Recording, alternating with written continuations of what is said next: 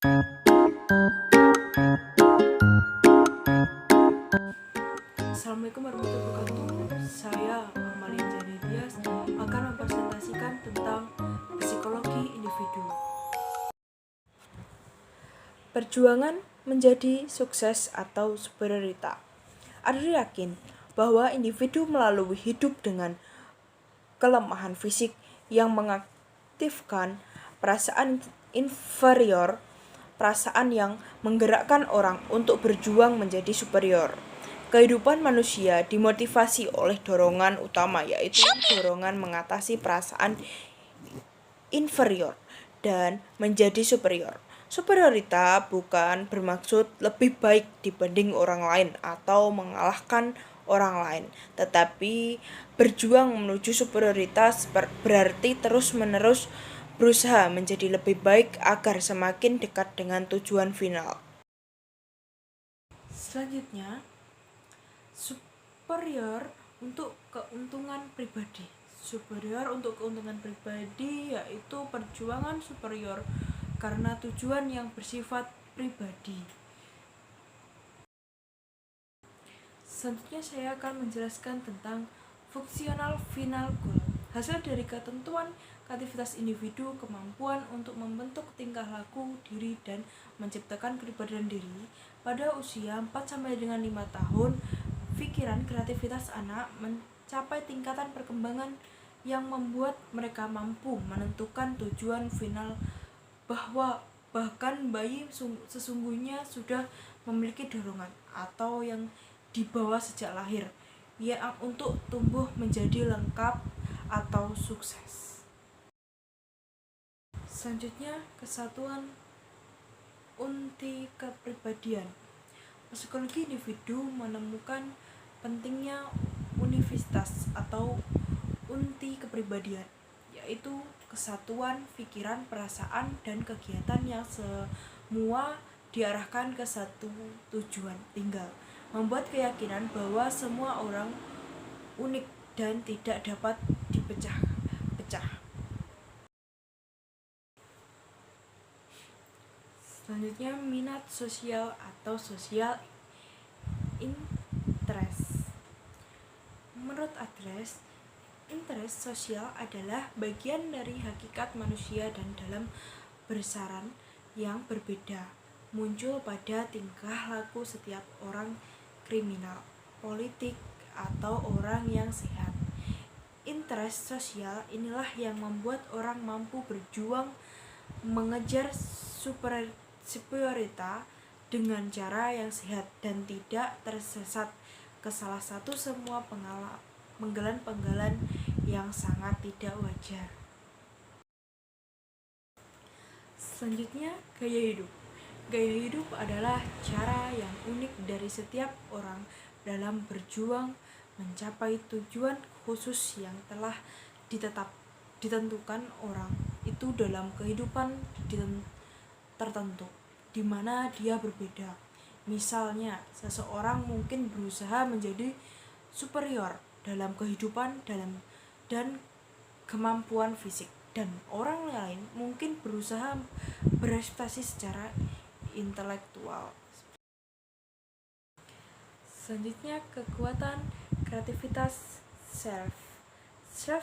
Kreativitas adalah sarana yang mengelola fakta-fakta dunia dan mentransformasikan fakta-fakta itu menjadi kepribadian yang bersifat subjektif, dinamis, ya, menyatu, profesional, dan unik.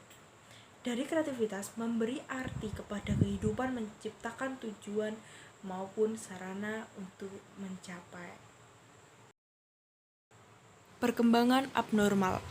Selanjutnya, gagasan Adler tentang perkembangan abnormal adalah sebagai berikut. Minat sosial yang tidak berkembang menjadi faktor yang melatar belakangi semua jenis atau maladjustment.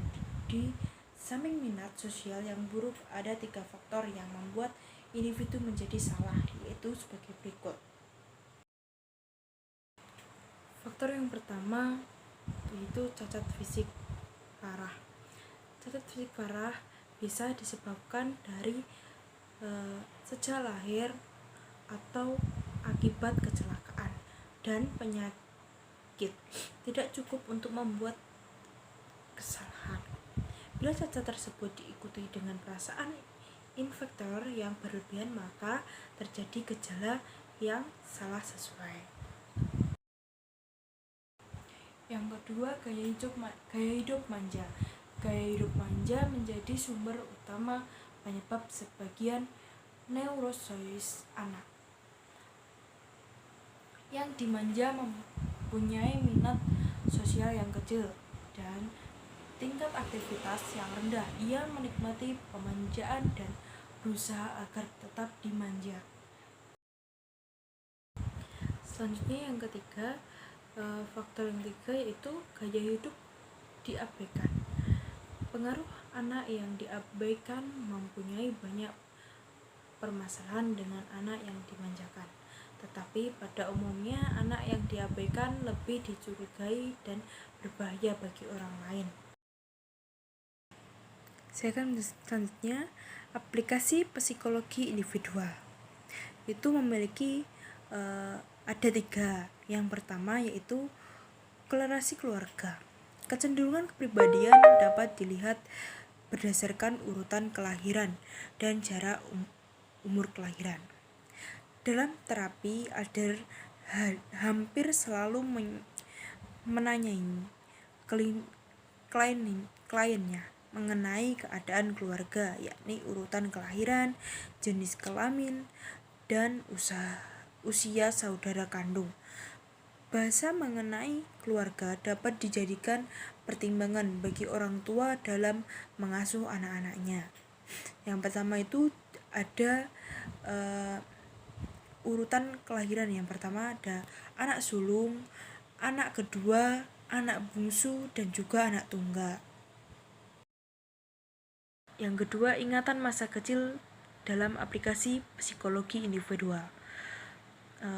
Ingatan masa kecil ini relokasi awal dapat memberikan petunjuk untuk memahami gaya hidup dan tujuan akhir saat ini. Adler meyakini bahwa ingatan yang diungkap kembali akan memberikan petunjuk untuk memahami gaya hidup pasien. Ia tidak menganggap bahwa ingatan-ingatan ini mempunyai dampak kausal atau sebab akibat. Jadi ia mengatakan bahwa pengalaman masa kecil sesungguhnya dibentuk oleh gaya hidup seseorang. Selanjutnya, aplikasi psikologi individual yang ketiga yaitu mimpi. Mimpi adalah mimpi bersifat terbuka atau tentatif, karena mimpi seringkali menipu diri sendiri sehingga sulit melakukan interaksi mimpi sendiri. Mimpi bisa memberikan petunjuk untuk mengatasi masalah di masa depan, walaupun mimpi tidak bisa meramalkan masa depan. Adler percaya bahwa ia bisa menginterpretasikan. Ia menyatakan bahwa kebanyakan mimpi itu bersifat menipu dan tidak mudah dipahami oleh pemimpi karena terkadang mimpi itu tersamar untuk mengecoh si pemimpi. Selanjutnya, aplikasi psikologi yang keempat dan yang terakhir, psikoterapi. Tujuan psikoterapi adalah meningkatkan keberanian, mengurangi rasa interioritas, dan memperbesar minat sosial.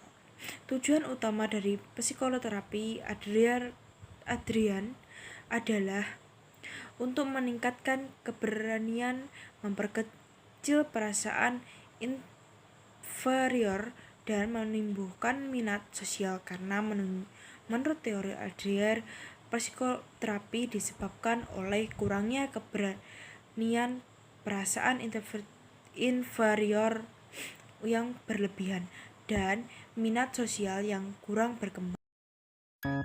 Sekian dari presentasi saya.